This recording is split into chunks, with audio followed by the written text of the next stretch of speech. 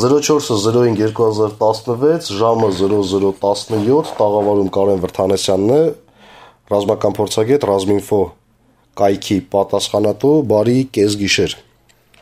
Բարի բարև։ Կարեն, լավ հնարավորություն է ամփոփել վերջին երկու օրվա տեղի ունեցածը, արի այսօրվա կոնկրետ իրավիճակին անցնելուց առաջ ուղղակի ամփոփենք, հասկանանք ինչ է տեղի ունեցել։ Տեղի է ունեցել հարձակում, ինչքան հասկանում եմ, դատելով մեր այդ առաջի օրվա կորուստներից բավականին անսպասելի, հարձակում է եղել մի քանի ուղղությամբ, դրանցից որոշ եղել են ուղղակի ուշադրությունը շեղող, հյուսիս-արևելքում ու հարավում եղել են հենց ոնց որ հիմնական հարվածները, բայց չեմ կարծում, դատելով իրավիճակից, դատելով ներգրաված այդ ռեսուրսներից հակառակորդի, չեմ կարծում, որ իրենք ունեցել են լուրջ առաջխաղացման ինչ-որ պլաններ։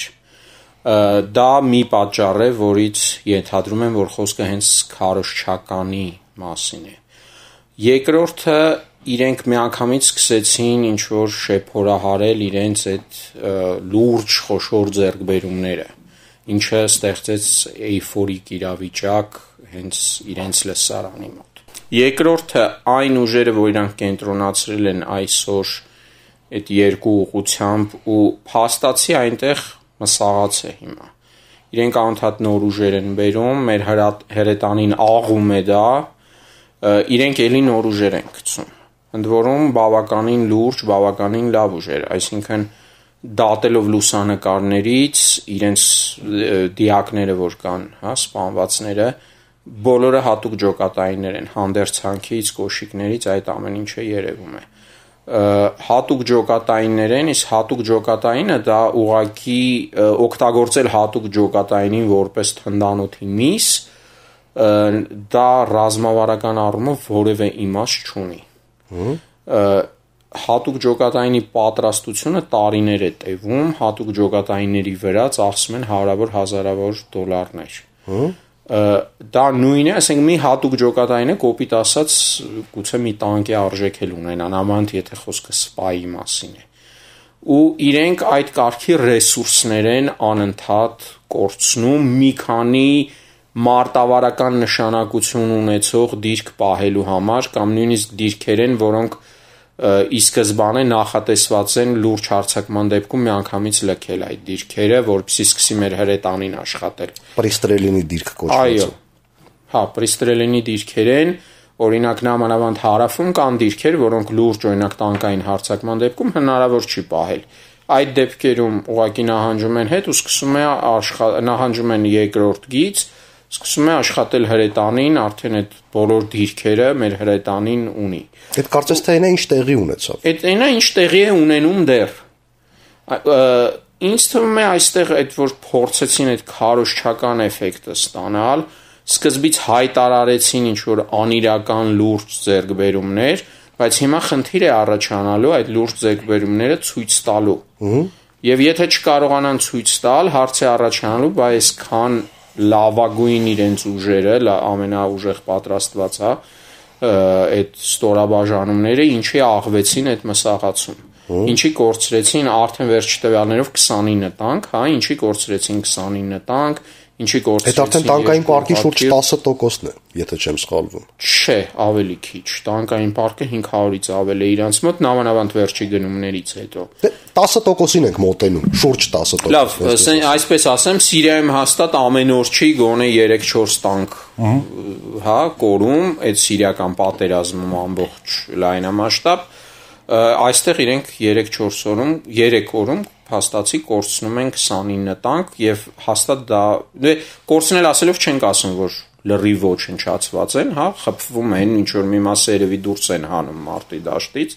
վերանորոգման ենթակա են, բայց խոսքը շատ լուրջ կորուստների մասին է։ Նույն իրենց երկու ուղաթիռը, ճիշտ է իրանք ասում են մի ուղաթիռ, բայց օրինակ հայտնել են երկու մայոր օդաչուի կորուստ, իսկ մայորը դա սովորաբար անձնակազմի հրամանատար է լինում։ բորտի կապիտանը, բորտի հրամանատար։ Հա, դժվար թե 2 մայոր տեղավորեին մի շատ հնարավոր է, բայց շատ տարօրինակ է, նավանդ այդ ռազմական, հա, տեսակետից։ Դա թույլ է տալի ենթադրել, որ մեր հայտարարած 2 ուղղաթիռի կորուստը ավելի խելքին մոտ է, քան այդ իրանց ասած միայն մեկ։ Այստեղ կարող են միջանկյալ տարբերակ լինել։ Դե մի ուղղաթիռը բոլորս տեսանք, երկրորդը կարող է լավ քրքրված ինչ որ կերպ գնացել տեղը։ Շատ հնարավոր է, բայց էլի զոհեր ունեցել են, նշանակում է թե 2 մայոր են։ Կարեն, եթե այն որ սա զուտ ռազմական գործողություն չի, այլ առավելապես զինված քարոզչության ակտ է,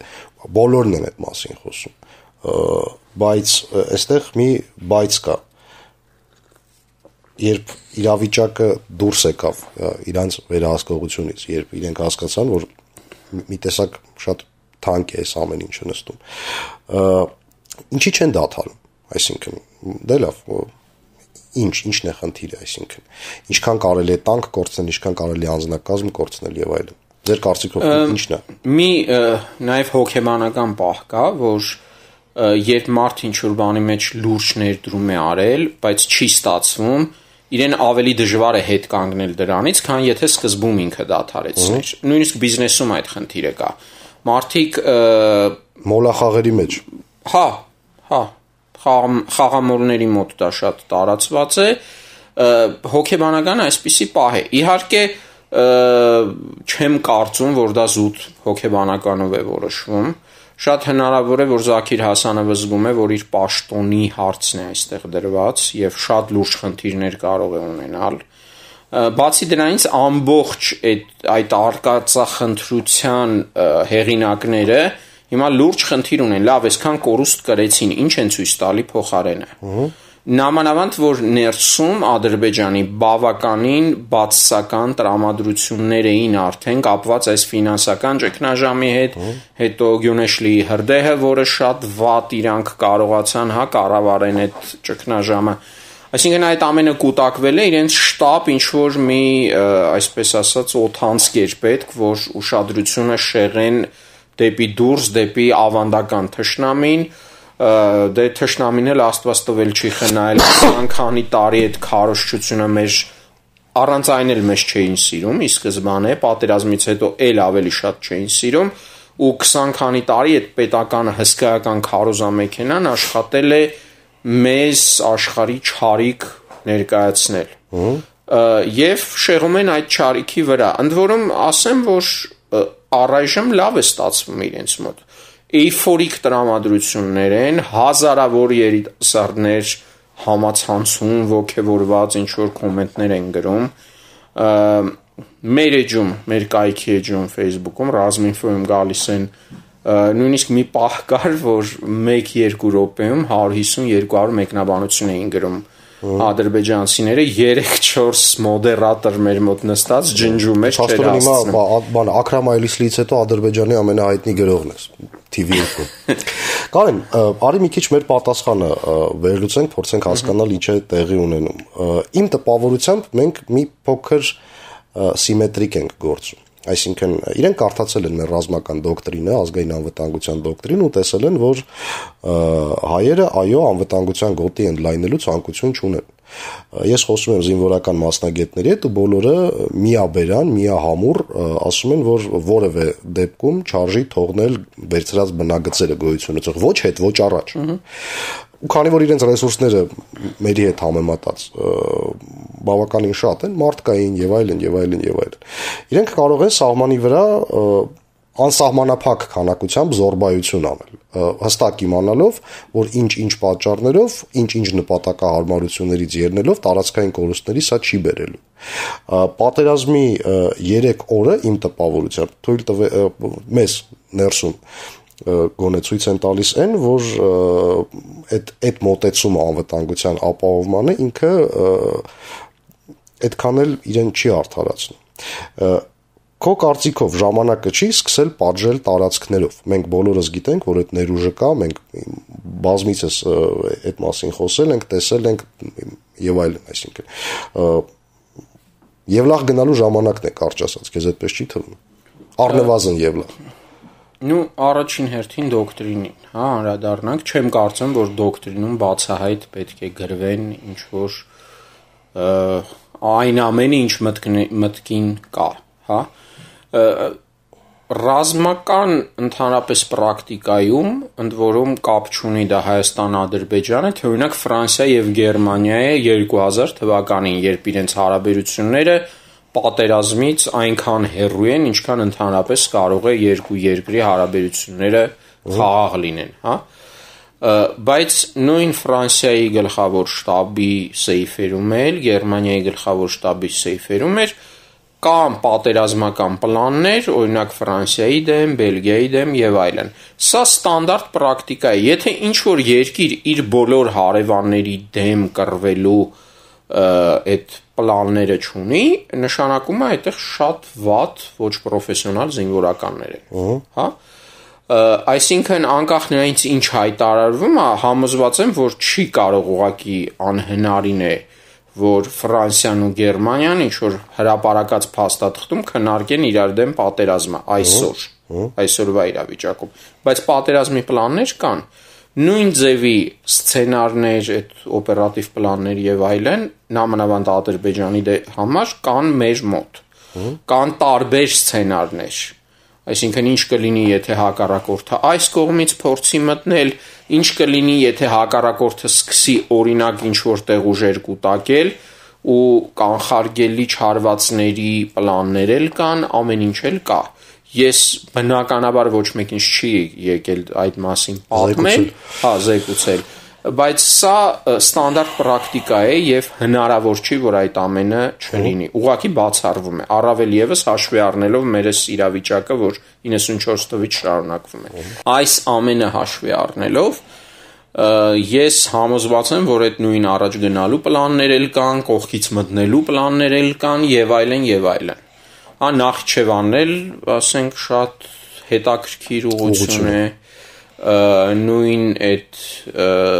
Եվլախով, հա, Ադրբեջանի արևմուտք, հյուսիսարևմտյան հատվածը մեկուսացնելն էլ է հաստատ կա, եթե մարդ ընդհանրապես քարտեզին մի քիչ ծանոթ է, դա առաջի բանն է, որ իր մտքին գալիս է։ Հիմա այդ ամենը հասկանալով պետք է բայց հասկանանք նաև մեր ռեսուրսները։ Այսինքն նույն ադրբեջանցիների համար ինչի այդքան դժվար է այդ առաջավոր դիրքերը պահել, որովհետև լոգիստիկան մեր կողմից է զարգացրած, այսինքն կապուկիները, հաղորդակցությունը, մենք այդտեղ ռեզերվներ ավելի արագ ենք կարողանում տեղափոխել, քան իրենք։ Եթե իրենք երկար մնան, կհասցնեն իրենց կողմից ճանապարհներ բացել, հա, արդեն արագացնել իրենց մատակարարումը, մեր համար հետ վերցնելը շատ ավելի կդժվարն է։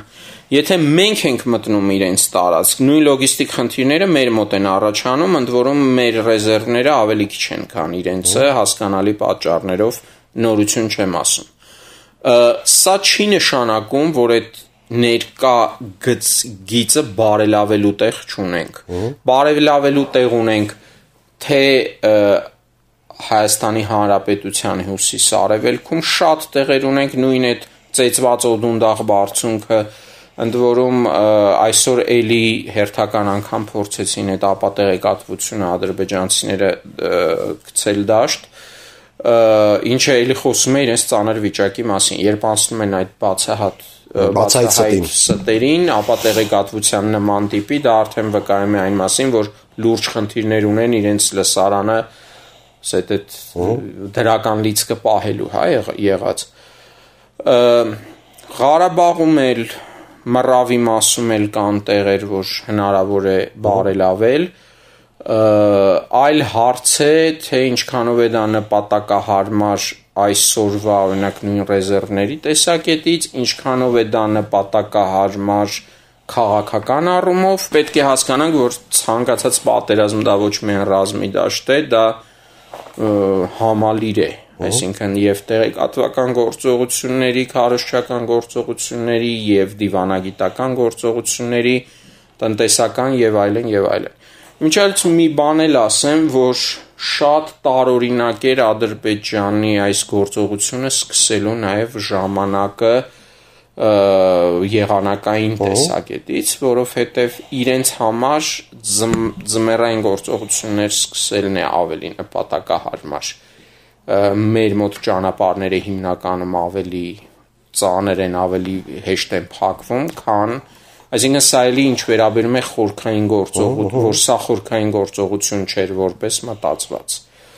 Կարեն, ես վստահ եմ, որ մի քանի օր հետո, երբ այս ամեն ինչը վերջանա, մենք այսպես շատ ավելի լուրջ թուղթ ու գրիչով բոլորս չափորոշիչները կվերլուծենք։ Ես մի հարց ունեմ քեզ, արդեն որպես չգիտեմ, ռազմական տեսաբանի, պրոֆեսիոնալ, չէ, ասեմ ինչի, իհարկե չէ, բայց նաև այո։ Հիմա տես, մենք հասկանում ենք, որ այդ գոյություն ունեցող դիրքերը քո նկարագրած այդ թվում եւ քո նկարագրած պատճառներով լքելը որևէ կողմ լավ չի։ Հիմա կա հնարք զինվորական արվեստի մեջ, զինվորական գիտության մեջ, որ առանց գիծը տեղաշարժելու, էական տեղաշարժելու շեշտակի ձևով կայունացնել իրավիճակը, այսինքն եթե մենք այստեղից չգիտեմ հարված չենք հասցնելու Բաքու օրինակ, եթե մենք չենք առաջ գնալու ճակատում, ապա ինչ եղանակով է հնարավոր կայունացնել սա, որովհետև որքան որ ես եմ հասկանում, սրանց զորբայության ախորժակը հավերժ է, եթե որևէ բան տեղի չունենա, սա կարող է շատ երկար տևել ուղղակի, իսկ մենք կորուստներ ենք անընդհատ ունենում։ Էլի զուտ տեսական պատասխան, հա,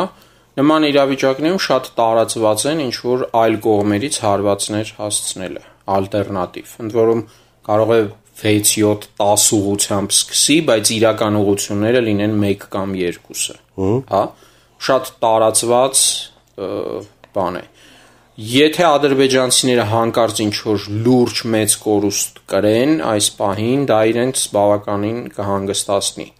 Օրինակ հաջող հարված լինի, որի տակ ընկնի գեներալիտետ, որի տակ, չգիտեմ, օրինակ մերոնք կարողանան իրենց մարտկոց, հա, նույն սմերչերի մարտկոց ոչնչացնեն կամ տոս ոչնչացրին մի հատ։ Մի հատ տոս ոչնչացրին, բայց իրանք առնվազն 10 հատ ունեին, այսինքն 17, հա։ Իրենց տոսի կիրառումը այդքան էլ էֆեկտիվ չէր, բայց մյուս կողմից շատ բաներ կարող են նույն գրադով էլ հասնեն թեկուզ, հա, կամ սմերչեր էլ ունեն եւ այլն, որը կարող են կիրառել ու փորձում են կիրառել։ Եթե ինչ-որ շատ լուրջ մեծ կորուստներ լինի, գուցե դա իրենց կանգնացնի, զսպի։ Շատ հնարավոր է, որ մերոնք ինչ-որ տեղ ինչ-որ բան փորձեն վերցնել, հասկանալի է, դժվար կլինի դա պահել, իմաստել գուցե չունենա, բայց դա իրենց արդեն կկանգնեցնի։ Նաև որոշակիորեն տեղեկատվական գործոն էլ կա։ Մենք այսօր խնդիր ունենք իրենց զոհերը իրենց հասցնելու, որովհետև դեռ առաջի օրը երբ սկսեցինք իրենց զոհերը հրապարակել, իրենցից շատերը հենց հայկական կողմից ստանում էին իրենց դաշտ ու արձագանքներ էին դիմում։ Այսինքն մենք օրինակ խնդիր ունենք ցույց տալու, թե ինչ գին է իրենց համար արժենում։ Եթե իրենք տեսնում են, որ այդ գնի դիմաց, այդ կյանքերի դիմաց ինչ որ բան ստանում են, իրենց այդ բաղձալի, հա, 20%-ը միֆիկ, այդ դրանից ինչ որ բան պոկում են, գուցե իրենք դա արդարացված են համարում, բայց եթե տեսնում են, որ ընդհանրապես ոչ մի բան չեն պոկում,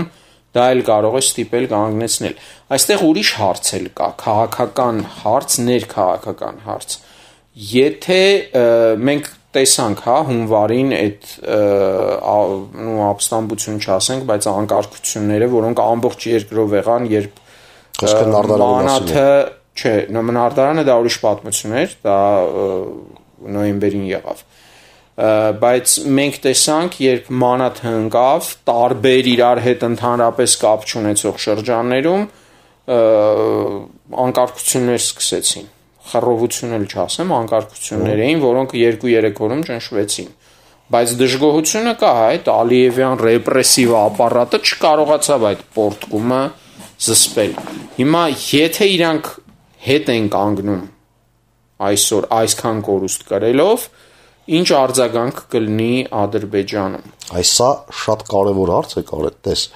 Իմ տպավորությամբ ստեղ էլի առաջ գնալ չգնալու խնդիրն է։ Եթե մենք գետ մի քաղաք վերցրեցինք, գետ մի քաղաք, չեմ ասում շրջան, մի խոշոր բնակավայր։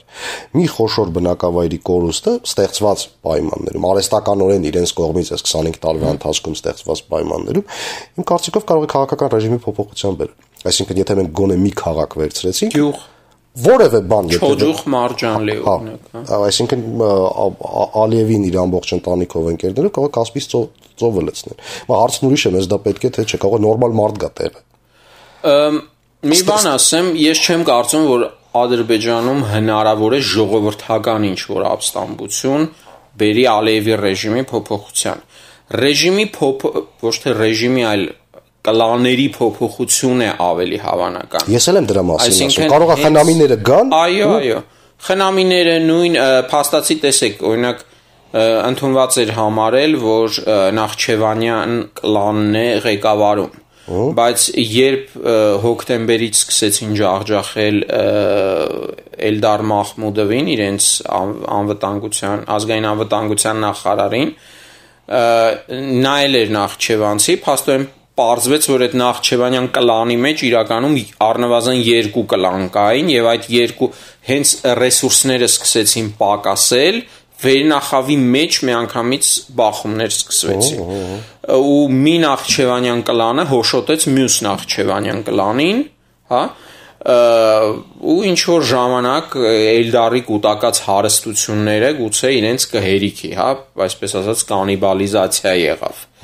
Իրենք իրար կերան, հա,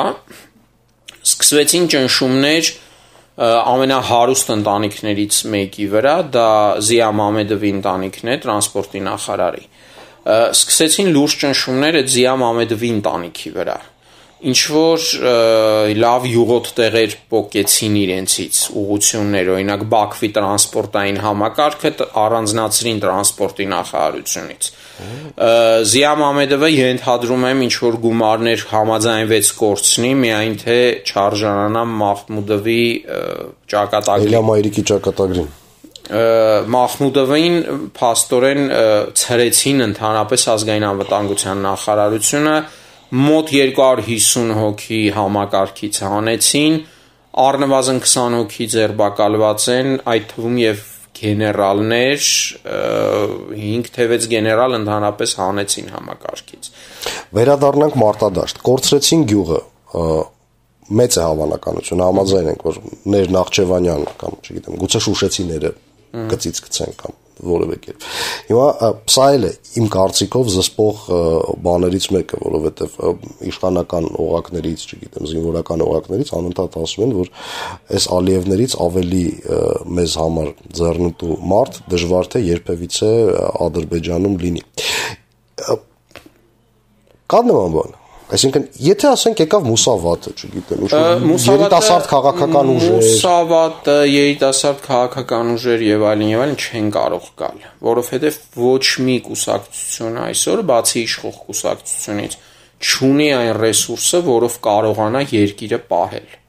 Այսինքն այդ բոլոր կլանները միասին պահել։ Ըստ էության Իլհամ Ալիևը, չնայած մենք ասում ենք իրան ներկայացնում ենք, հա, որպես sense միանձնյա ինչ որ ղեկավար, ինքը միանձնյա ղեկավար չի։ Ինքը այդ ուժեղ կլանների միջև մոդերատոր է։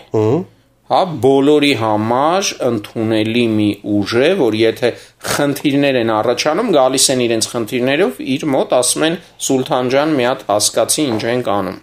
Հա։ Իլհամ Ալիևը օգտվելով ճգնաժամից իրականում փորձում է նաև իր դիրքերը ուժեղացնել այդ կլանների միջև։ Օրինակ Մախմուդովի կլանը հանելը ուժեղացրեց Ալիևներ, Փաշաևներ այդ կլանի դիրքերը, հա։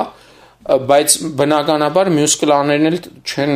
խելոք գլուխները կախ չեն սպասի մինչև իրենց էլ կանիբալիզացիայի ենթարկեն։ Այսինքն ինքը ստիպված է ինչ որ հավասարակ լարախաղացի պես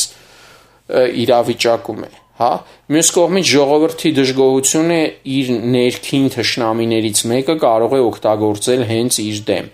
Բայց նոր ինչ-որ երիտասարդ լրիվ զրոյից ուժեր այդտեղ չեն կարող հայտնվեն։ Եղած կլաններից մեկը կարող է փորձել առաջ ընկնել։ Ինչով դա կվերջանա,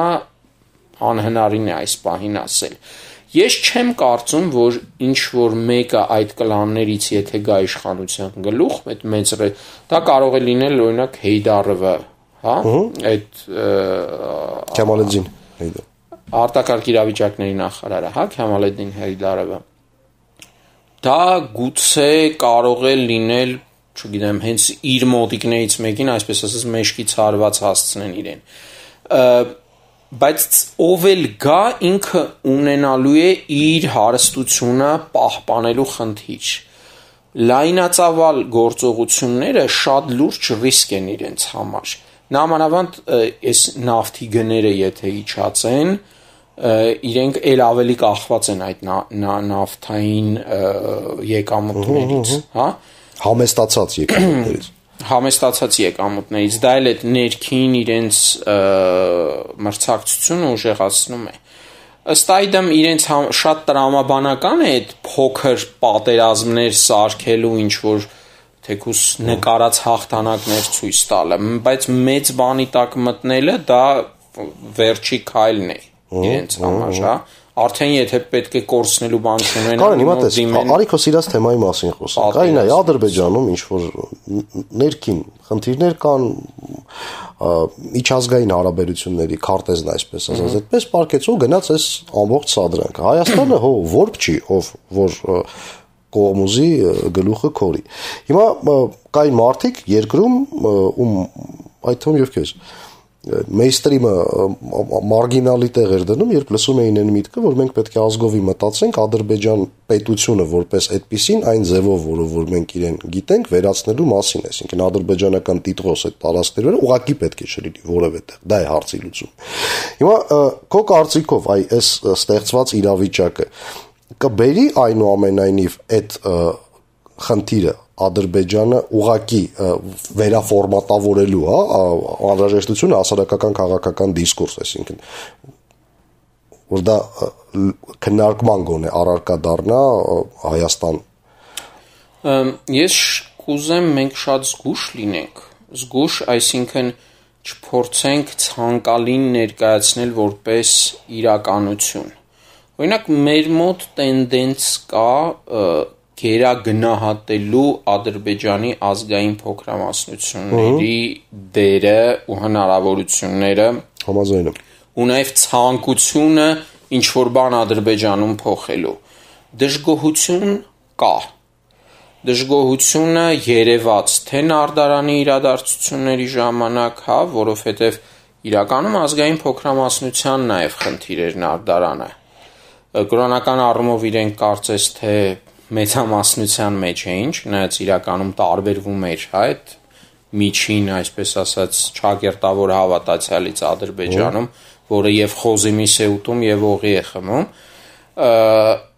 Նարդարանի դեպքերը ցույց տվեցին սենց խուլ դժգոհություն, որը այդ պահին օրինակ Լենքորանում էլ իրադարձություններ եղան, Գյանջայում ինչ որ բան եղավ Գանձակում, հա, դժգոհությունը կա օբյեկտիվ պատճառներով կա, բայց ցանկացած լուրջ պայքար վերնախավի դեմ Ադրբեջանում ենթադրում է լուրջ ենթակառուցվածքների առկայություն։ Օրինակ Սիրիայում պայքարը Ասադի դեմ ինստիտուցիոնալացված էր։ Այո, Սաուդները իրենց կողմից, Քաթարը իր կողմից, Թուրքիան իր կողմից, Արևմուտքն էլ իր հերթին,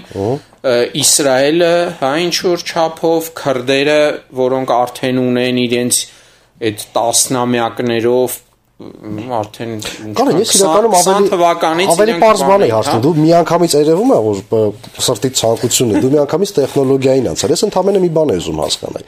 Այս իրավիճակից հետո քո տպավորությամբ Հայաստանի հասարակական քաղաքական գիտակցության մեջ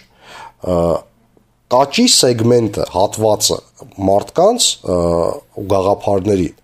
որոնք ուղղված են այդ վերաֆորմատավորման Ադրբեջանի, թե ոնց են կանելու օկուպացիայի միջոցով կլինի, ուրիշի ձեռքով կլինի, չգիտեմ, ատոմային ռումբի միջոցով կլինի, դա չորրորդական հարց է։ Մենք հայերով վերջապես կհասկանանք, որ որևէ իմաստ չկա Ադրբեջան պետություն ունենալ կողքը։ Իրականում այսպես ասած Հայաստանով հասկանալու խնդիր չկա, որովհետև նման հարցերը թե դնում են, թե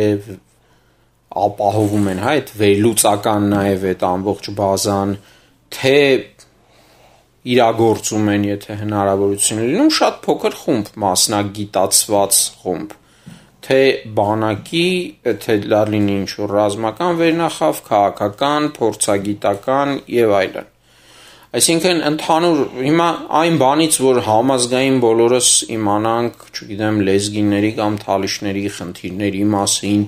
դրանով եփվենք եւ այլն, դա նախ անիրատեսական է, երկրորդը դրա ոչ մի կարիք չկա։ Դա մոտավորապես նույնն է, երբ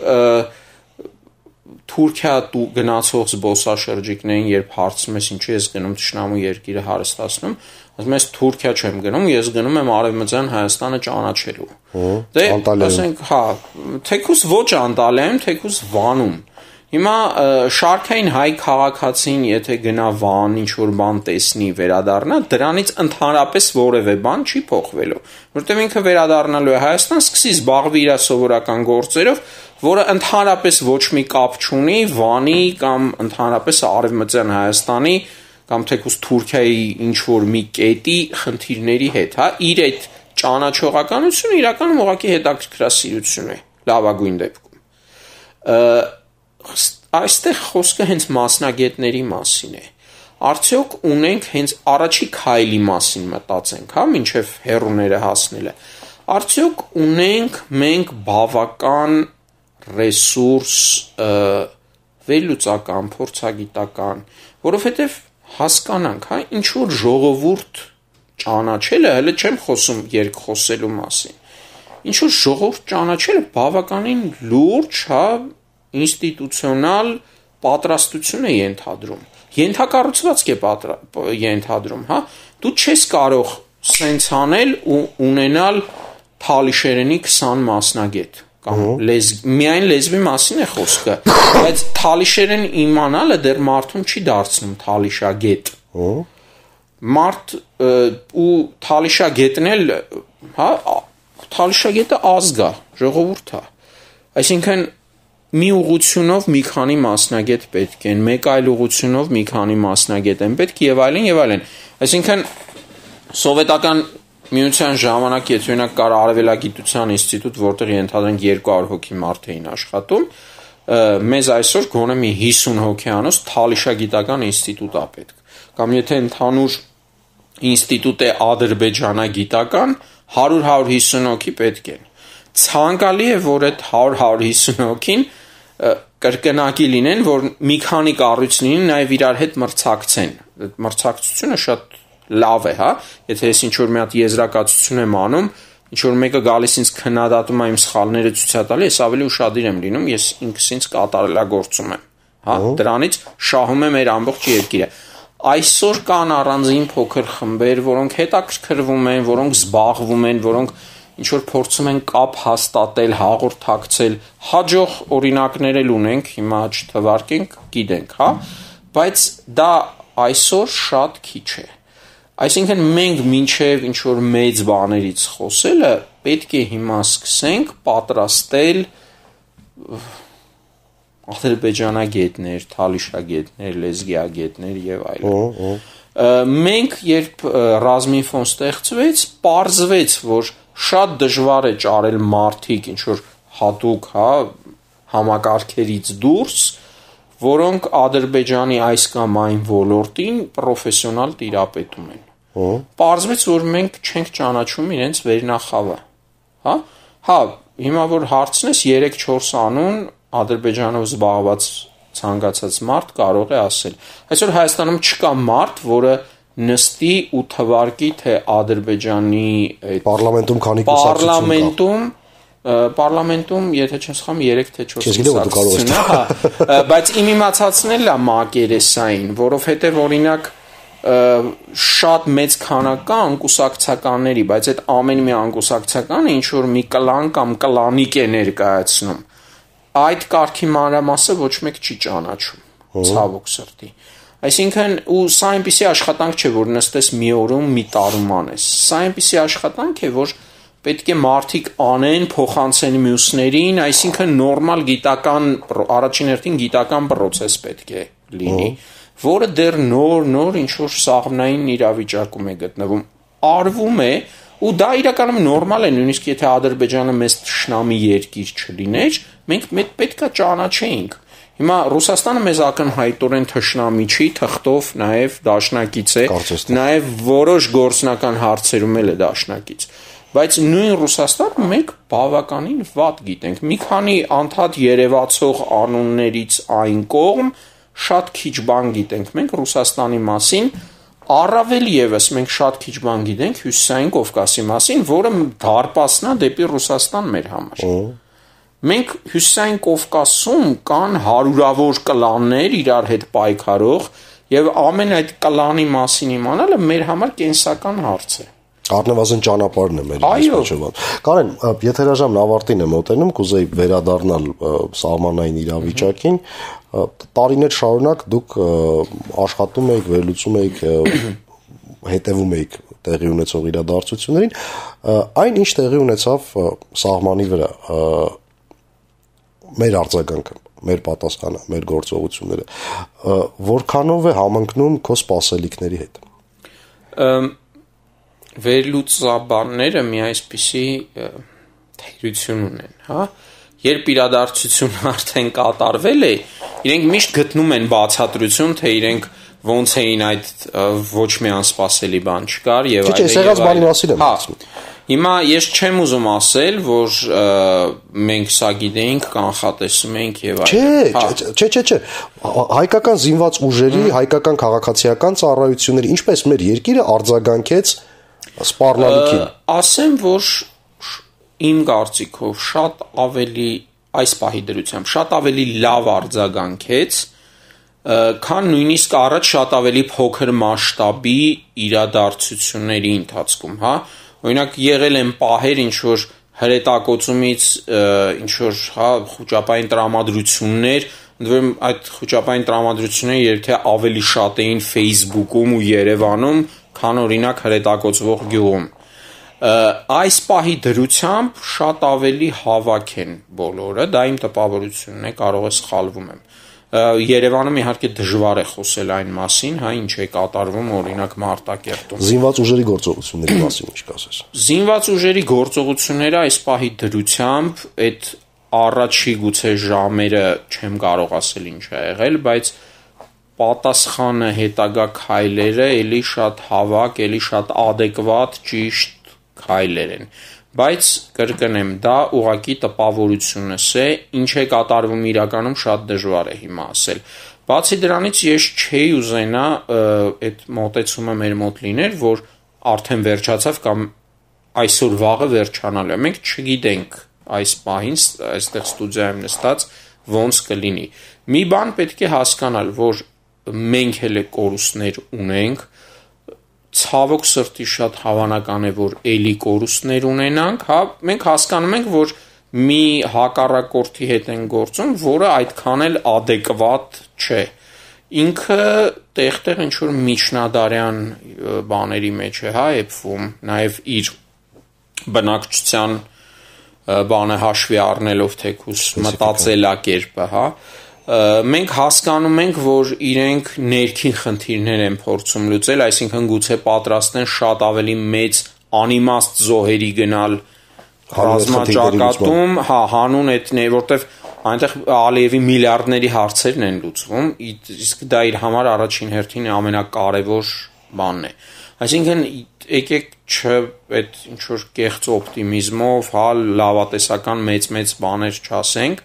այս պահի դրությամբ էլ ծանր մարտեր են ընթանում, շատ հնարավոր է, որ ինչ-որ պահին Ադրբեջանի այդ ռեզերվները սպառվեն կամ արդեն հասկանան, որ չէ, չափից շատ են խրվում ու դադարեն։ Շատ հնարավոր է մեր կողմից ինչ-որ գործողություններ լինեն, որ իրենց հանկարծակիի բերեն, բայց ցանկացած դեպքում այս պահին ինչ-որ կանխատեսումներ անել կամ ոգևորված խոսել, հա, առայժմ հետևենք իրադարձություններին, հասկանանք ինչ է կատարվում, ընդհանուր մեր ժողովրդի տրամադրությունը, հա, մարտական է ու ադրբեջանցիները իրենց այդ վայրագություններով, այդ խաղ բնակիչների հանդեպ իրենց գործողություններով հակառակ էֆեկտը ունեցավ դա, այսինքն դա մոբիլիզացրեց միանգամից ու շատերը հասկանում են, որ կապ չունի, էլի դու ընդդիմադիր ես, Եվրոպա մետ ես, Ռուսա մետ ես, չգիտեմ, դեմ ես, կողմ ես եւ այլն, այն այդ ռազմաճակատից այն կողմ եղածի համար դա տարբերություն չկա։ Ինքը հենց հնարավորություն ունենա փորձելու է քո գլուխը կտրել։ Ըստ այդմ դա շատ սթափեցնող է ու շատ մոբիլիզացնող է, հա։ Այսինքն խնդիր այսօր ինչ որ խոճապային տրամադրությունների եւ այլն չկան, մարդիկ ջղայնացած են, մարդիկ երիտասարդներից մինչեւ տարեց մարդիկ գնում են կամավոր են գրվում, այն աստիճան, որ այսօր ստիպված են մարդկանց հետ ուղարկել, ասել դեռ ժամանակը չի, հա, թեկուզ նույն տեղում ինչ որ նաեւ լոգիստիկ խնդիրներ չառաջանա եւ այլն, բայց ընդհանուր տրամադրությունը բարձր է, այսինքն ունի դեռ վստահության պաշար մեր բանակը, կա վստահության պաշար ու մեր բանակը կարող է աշխատել։ Ինձ թվում է ով պետք է գնար վաղուց գնացել է, մենք մերոնցով ենք մնացել ու բաները սկսել են ստացվել էլի իմ տպավորությամբ, համաձայն ես։ Երկրից ով պետք է գնար վաղուց գնացել է արդեն առաջի պատերազմի ժամանակ ծանր տարիների ընթացքում մենք մերոնցով ենք գլոբալ։ Այսպես ասեմ, այսօր ինձ շատ մարդիկ են զանգել, լավ, ճոխ, այդ հերուներից, հա, մարդիկ հարցնում են, մեր էջին են մարդիկ գրում, ասում են ուզում են վերադառնամ, ում դիմեմ, չգիտեմ ինչ ջոկատ կա, որ գամ միանամ եւ այլն, մարդկանց ասում ենք ջոկատ չկա, տղեկ, բանակն է կռվում։ Առայժմ դրա կարիքը չկա, հա։ Ես ընդհանուր այդ մարդկանց տրամադրությունը լավ եմ գնահատում։ Ինձ թվում է նույնիսկ բանակը որոշ զգուշավորություն է ցուցաբերում լուսաբանելիս, դա լրիվ հասկանալի է, բայց ինձ թվում է կարող են նույնիսկ ինչ որ կորուստների վերաբերյալ տվյալներ ավելի շուտ էլ տան, որովհետև նորից եմ կրկնում, օրինակ նույն ադրբեջանցիները, որ ինչ որ տեսանյութեր ցույց տվեցին, լուսանկարներ ցույց տվեցին, իրենց կորուստները տեսնելը ընկճում է մեր մոտ, իրանք այնպիսի անասնական պահվածք են դրսևորում, որ դա կատաղությունից բացի ուրիշ բան չի առաջացնում իրենց հանդեպ։ Իրենք ոնց որ մեզ հատուկ մոբիլիզացնեն իրենց դեմ։ Ու այս քանի տարի իրանք դա են անում, ասենք խաղաղ, որ խփում են խաղաղ բնակավայրին, դրանով ընդհանրապես ավելի շատ են նույն այդ Տավուշի գյուղերում մարդկանց հետ խոսում ենք, միասին էին գնացել մի անգամ էլ հիշում ես։ Մարդկանց հետ խոսում եմ, ասում եմ, օրինակ չէր այն ժամանակ առաջ գնայինք, այս խնդիրները լուծված լիներ։ Այսինքն այն մարդը, որը ընդհանրապես կռիվ պատերազմ չի ուզում, այս պահին այն իրավիճակում է, որ ասում է, թող ավելի լավ է ինչ որ բան սկսվի, բայց մենք հետ գցենք իրենց այդ գերակա բարձունքները վերցնենք, քան ինչ որ, չգիտեմ, ընկճված լինեն ու ասեն